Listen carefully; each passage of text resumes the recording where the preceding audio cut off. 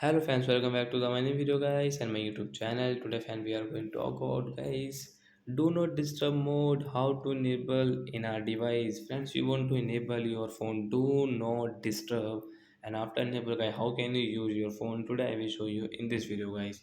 So before starting video fan, first of all go and subscribe the channel guys, click the bell icon and like the video.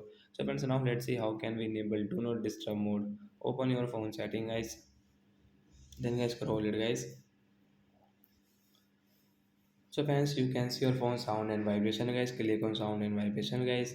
And fans, scroll it. Fans, you can see guys the do not disturb setting guys. Tap here.